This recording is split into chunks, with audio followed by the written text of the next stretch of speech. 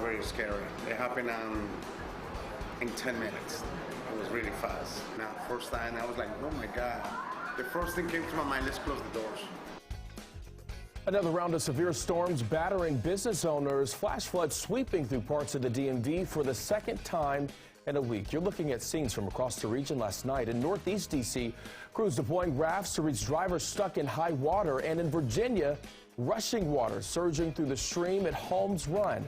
And on 695, drivers navigating some dangerous conditions during their evening commute. But this morning, more than 1,000 homes across the DMV are waking up without power. And in Northern Virginia, more than 200 Dominion customers are in the dark. In Maryland, about 700 BGE customers are waiting for the lights to come back on. Across D.C. and Maryland, Pepco also reporting more than 450 customers sitting in the dark.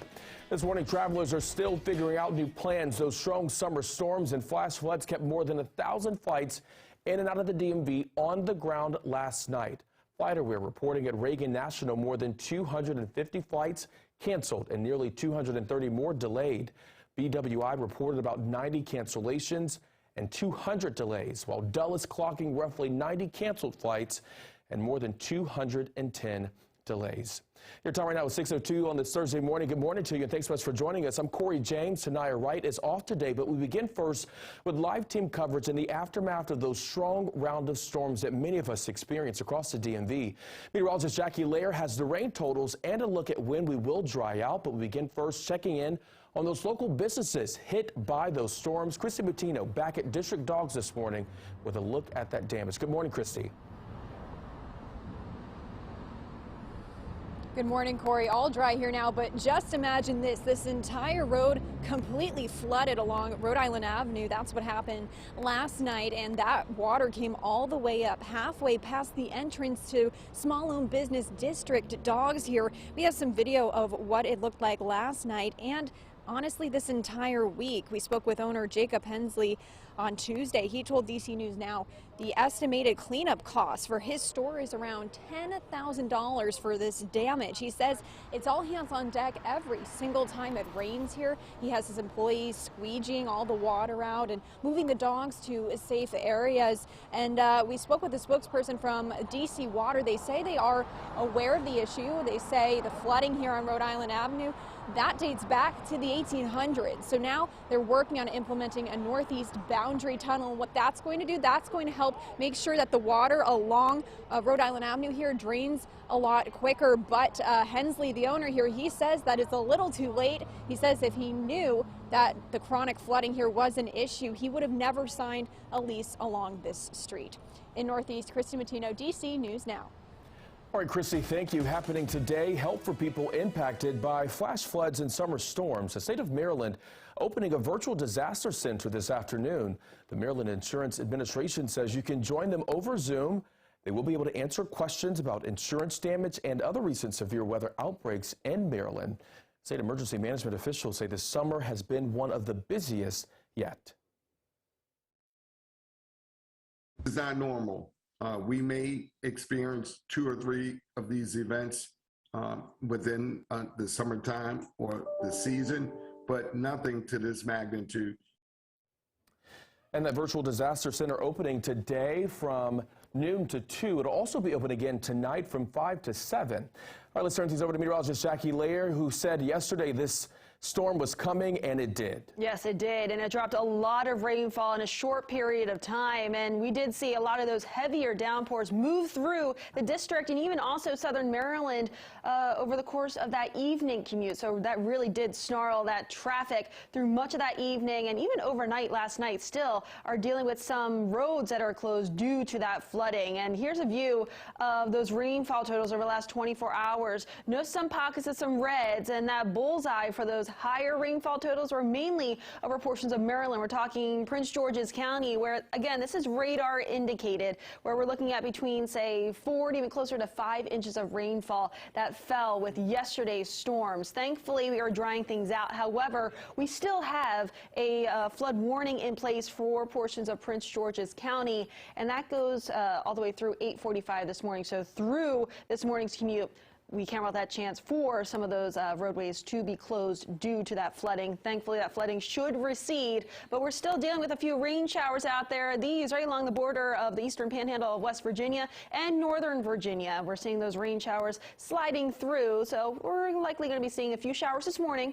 These are on the lighter side compared to yesterday. However, we'll eventually notice those subside, and we'll see a gradual clearing of those skies later on this afternoon, providing us with temperatures back in the mid to upper 80s. And not only that, those winds mainly out of the north-northwest, and that'll be ushering in far less humid conditions later on today. Right now, though, it's still a bit muggy. We're still dealing with dew points into low 70s, but later on today, likely back into the mid-60s. Drying things out for the rest of this work week. But right now, I do want to toss it over to Katie Reed with the very latest on traffic. What can people expect as they're hitting the roads this morning? Good morning, Jackie. Well, people can expect closures, intermittent ones, because of that flooding. Now, there is a road closure. This one's on Maryland 564 Lanham Severn Road. Make sure you're aware of that as you're heading out the door this morning, because you can already see it's causing some backups there as people are trying to get onto that alternate route. So make sure you're aware of that. But looking around the rest of our Washington Metro, we're looking pretty good. We do have some pocket of traffic up there on 295 actually just start to clear out, as you saw that real time. But now looking over to Virginia. This is Virginia 123 Dolly Madison Boulevard, it is closed from Virginia 309 to Ingleside Avenue, again because of that flooding. But the biggest thing we want to make you guys aware of is turn around, don't drown. Corey?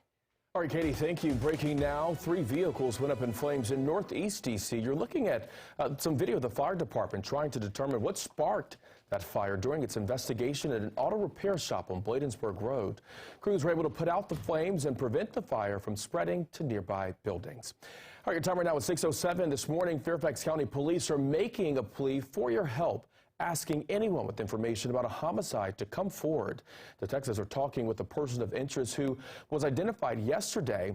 They say he had been in the area around the time neighbors believe they heard a woman screaming. Now, police say they found that woman who was set on fire in a Falls Church apartment when responding to a domestic call. Firefighters were also at the apartment because the building's fire alarm went off. Police tell us officers and paramedics tried to save the woman, but she did not survive. We're going to find the order of events, and we're going to find the person responsible. This is a horrific crime. It's profoundly sad. Our officers did everything they could to save her life. One officer was treated for smoke inhalation, and our heroes go the extra mile when an emergency call goes out. We're thankful the fire department was here so quickly, but even with all those efforts, she succumbed to her injuries. Police tell DC News Now they responded to the apartment before. All right, your timer now is 6:08. New this morning, a date is set. The U.S. House will vote tomorrow on the Inflation Reduction Act. Now, what's in this for you? The bill includes an out-of-pocket cap for people on Medicare. There's also a credit up to $7,500 for qualified clean vehicles, as well as a boost to the tax credit to make your home more energy efficient. The bill will also cap insulin costs for Medicare patients at $35. And finally, it would not raise insurance premiums for Affordable Care Act plans. President Biden says while inflation is easing, Americans are still hurting, and he hopes this bill will help. Unlike COVID relief, there would be no direct payment. People are still hurting, but zero inflation last month. We're seeing some signs that inflation may be beginning to moderate. And according to new figures from the Labor Department's Consumer Price Index, inflation did not rise between June and July. All right, your time right now is 6:09. An update this morning, former President Donald Trump pleading the Fifth, testifying under oath yesterday in the New York Attorney General's investigation into his real estate practices. Now, Trump, who invoked his Fifth Amendment rights, said in part, quote, "When your family, your company, and all the people in your orbit have become the targets of an unfounded, politically motivated witch hunt, you have no choice," end quote. This morning, FBI Director for Christopher Wray staying silent, Wray not answering questions about the recent raid at former President Donald Trump's home. However, he is talking about online threats made against law enforcement and federal agents in the wake of the search. Again, violence against law enforcement is not the answer, no matter what anybody's upset about or who they're upset with. NewsNation reports federal agents took more than a dozen boxes out of the president's home during that 9-hour raid at Mar-a-Lago. Are developing now, a big blast rocks in Indiana City, leaving 3 people dead. This terrifying video that you're seeing here shows the moment that explosion happened yesterday. Crews searched homes in the area. They were empty except for pets. One neighbor says the damage goes beyond just one house. I was sitting there on the couch and like the house blew up. I thought an airplane crashed. I really did. And the inside of my daughter's house is all wiped out. The house directly behind my daughter, the gentleman's been remodeling it, and he was pretty much done. Looks like it blew half of that house away, but the one right to the north of it, it's gone. I mean, it's level. Yeah, frightening moments there this morning. That explosion is still under investigation. All right, your time right now on this Thursday morning, 6:11, happening today. Fairfax County Public Schools is looking for teachers. A hiring event for teachers will happen from 4 to 7 this afternoon. You can attend virtually or in person at the Gatehouse Administration Center in Falls Church.